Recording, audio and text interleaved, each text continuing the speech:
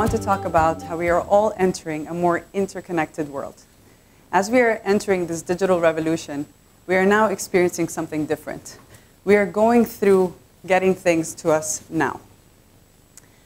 So as millennials, we are the generation that is becoming part of the digital revolution.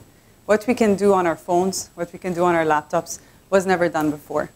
And as we enter this age where we, millennials, are stronger, are more confident, more focused on what we want, we can enter what we are calling the experience economy. Now, how did we get to the experience economy, and what is this all about? James Gilmore and Joseph Pine joined forces, and they created what they called the Four Economies. And they basically just put it in order so that we can understand how evolution has taken place. If we start with the agrarian economy, I'll use the example of my grandmother, if you don't mind. If I ask my grandma, my teta, can you make me a cake? She will bring together the eggs, the butter, the sugar, the flour, and she will combine it with all the love that she has to create a birthday cake for me. If I ask my mom to bake a cake, and she will disagree, she will put together a cake in a box, add a little bit of water and a little bit of eggs, and voila, we have a cake. So this is what we called the industrial economy, where things were being automated. We were able to produce things in bulk and sell it to the market. And everybody became a chef overnight. Today, if I want a cake, I'll order it. Why do I have to bake it? What if it burns? What if nobody likes it? It's not my responsibility. Somebody else did this, right? So what we have today as part of the service economy is that we can order things to us now. It's much more enjoyable, it's easier, and it's faster. And as a millennial, I totally agree with it. Now, what are we entering today? The experience economy. And again, I'm going to use the cake example to wrap this all up. Now, there's something about this photograph that you don't know. And you could take a wild guess and you probably still have no idea. That icing that looks so preciously created is actually 3D printed. And it's edible. And it's delicious. So think about where we're actually heading as a generation, as an economy. We're no longer about being part of the service economy. We're no longer just ordering things. We're actually creating those memories for ourselves. And that is exactly what the experience economy is all about. It's about creating those memories for ourselves. So let's take a little look at this diagram that outlines where we are in the process of everything. Essentially, we've moved towards seeing things over a duration of time. A popular example of this is Apple. Apple doesn't create products. Nope. Steve Jobs does not create products. May he rest in peace. His company creates experiences. They want to show you how you're going to be able to get a product into your hands and feel it and want it and show it off to people. Your ringtone is the most melodic experience when it rings. Why? Because Steve Jobs told you so. He told you that you are not buying a phone. With a few megapixel differences between the 6 and 6S, there were still people lining up and waiting for this new phone. But it's just almost exactly the same as the one before. But yet we were convinced that it is otherwise. And that is the economy that we're now entering. We're no longer buying things, we're creating memories. So where do we millennials fit into all of this? As entrepreneurs, as high achievers, as people who are no longer complacent, we are entering an economy that believes that we are going to be at the forefront of change. And we are going to take responsibility for doing so.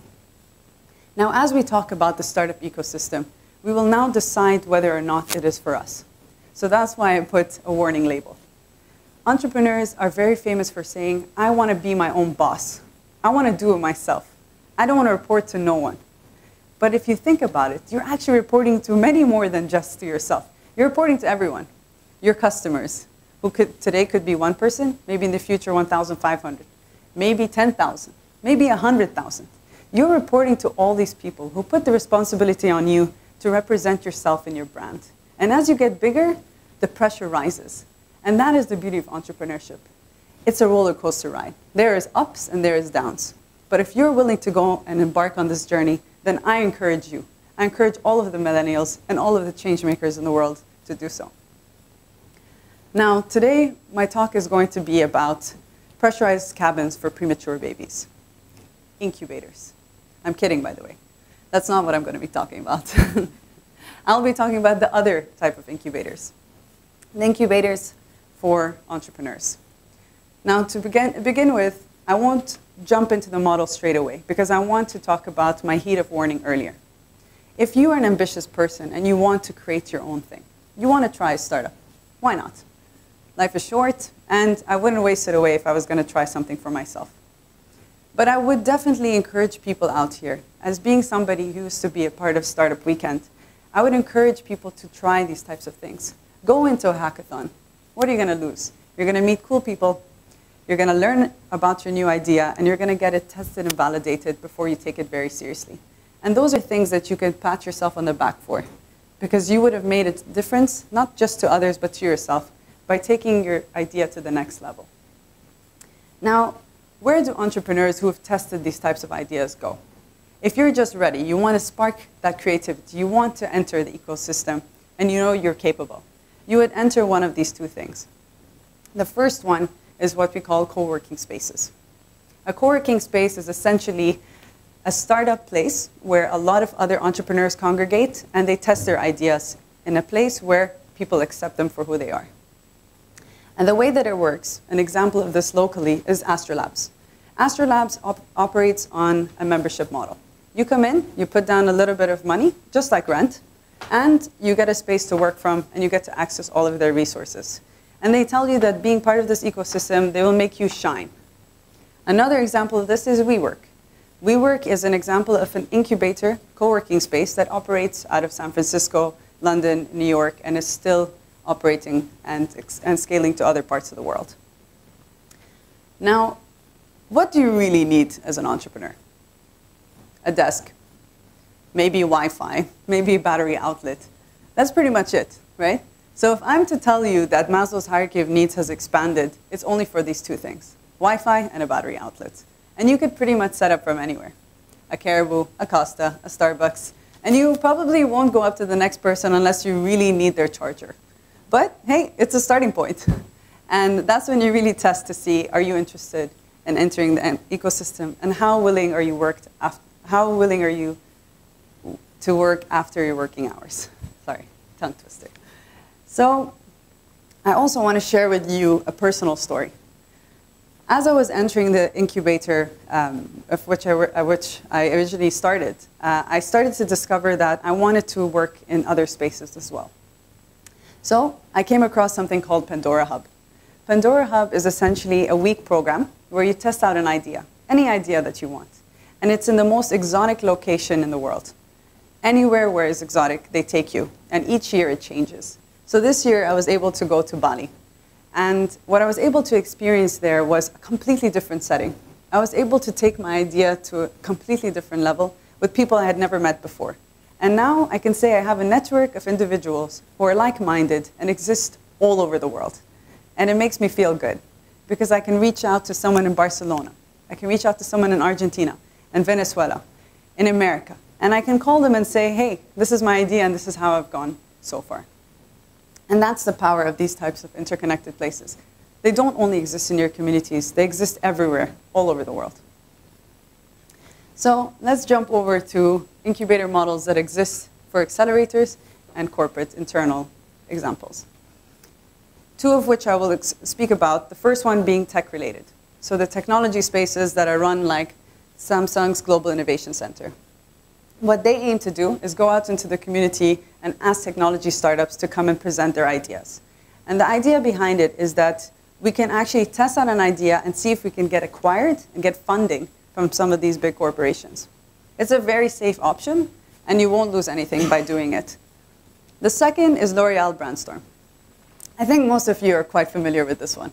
They go out to every single campus in the world, and they're aggressive about it. They want you to think like them, act like them, be like them, and present a model that's innovative to be entered into L'Oreal's system. And that's how they maintain their #1 status worldwide for an FMCG company. Another example is incubators on the external side. So maybe you don't want to actually be acquired by an actual big company. You don't feel like having an institutional investor is important to you. What you could do is apply to another type of incubator, one that doesn't take your IP rights, And that gives you a little bit of funding. So these are two examples locally and globally that will actually do that for you. So Intelak being a travel accelerator program, as well as Techstars being a global accelerator program, will both do that for you. Last but not least, before I jump into government, is King's College. Again, now working for an incubator, they want me to go and obtain knowledge from all over the world. So I flew to London to do so. I met up with King's College's accelerator head, and he was telling me that they had designed a program based on Y Combinator. Y Combinator is the most successful incubator in the world. What they do is they access funding for their startups. They take them through an organized accelerator program, and once they graduate, they can go out into the real world and say, I was a Y Combinator startup. Only 1% of the applicants get admitted into this program. And that's what King's College was doing. They wanted to teach their university students, right at inception, to learn how to build their own startup with a little bit of funding from their fellowship program, to be able to start off and maybe see, is it for me or not? And that is an excellent opportunity. These are the types of accelerator programs that they should have in every type of university, giving the students a responsibility to decide, what is my future? Is it just corporate, or is it part of the startup ecosystem? Last but not least, government. The most innovative accelerator program that exists in the world, the Dubai Future Accelerator Program. Once they launched, they released eight challenges. One of them was healthcare, another is digital, technology. I think we're getting the point here. What they aim to do is to crowdsource people from all over the world, locally and globally, to actually submit their ideas to this challenge. And it wasn't easy. They went about telling lots of startups that you can come and apply to us. You can move to Dubai and present your idea. And I think most of us know that they only chose the most high caliber. The Hyperloop being one of the examples of the startups that is running from there. And Next. So what they're trying to do is create a dialogue between government, public, and private entities to be able to work together, to bridge the gap of communication, to be able to innovate over the current infrastructure we have today. An example of a program that's taking this quite seriously is the MIT REAP program. I had the pleasure to talk to Kyle Judah, the person who's actually a part of MIT REAP, just a few days ago. I reached out to him because I wanted him to tell me more about incubators and accelerators. I said, you guys are at the forefront of all of this. And he said that they were even interacting with Dubai in this program. Imagine. People from government are flying in for this program so they can learn how to bridge the gap between systems, different stakeholders, and create a strategy behind what they're trying to do as economies. And that's what's going to ensure we bridge the gaps between the governments, the public and the private entities, and we can do it well. As we are now entering this more interconnected world, we have no choice but to work together.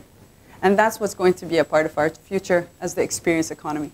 We're no longer going to be exchanging ideas with ourselves and with our colleagues. We're going to be exchanging ideas with people in Pandora Hub, with MIT REAP, with Dubai Future Accelerators. And that's exactly where millennials should be going. We should all be going towards exchanging ideas with others. A perfect example of a company that didn't stop at the service economy, Airbnb. Their founder decided that they were going to create a market that didn't exist before. So what they started to plan to do was to see if there was an appetite for it. I'll show you a little bit of the numbers. When they started off in 2009, 1,400 rooms were rented. In 2016, we recorded 2 million rooms rented. This is a market that didn't even exist before. The amount of hotel rooms we have in the world are 18 million. Can you imagine that? We created 2 million rooms, an entirely different market, just because the founder decided to test his appetite. He wanted to see if people wanted what he was offering. And he came in, one, at the right time, and two, at the right place. And that is some of the secret sauce that founders share with us from all over the world. So I will conclude with an example of what Netflix did as well. And the reason for that being, as millennials, we have to think about the opportunities that exist in front of us, in front of our eyes. Netflix started off as a little fish in a small pond, and Blockbuster operated in the big sea as the big shark, and nobody came near him. What they didn't anticipate is Netflix is actually now that big shark, and Blockbuster is now that little fish. And why? How did that happen? What Netflix was forecasting was the experience economy. People no longer wanted to go to brick and mortar stores and go pick up a DVD, a CD, and watch a movie. They didn't want that anymore. We were more accepting of the fact that we wanted to bring things to us. We wanted to take things on demand.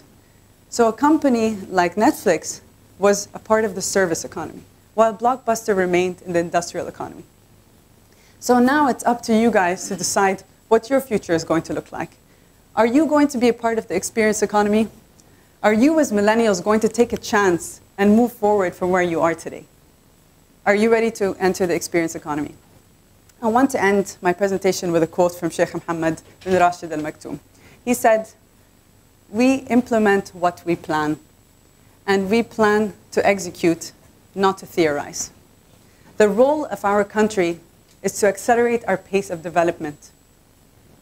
For history does not record what we plan, but what we achieve. Thank you, ladies and gentlemen.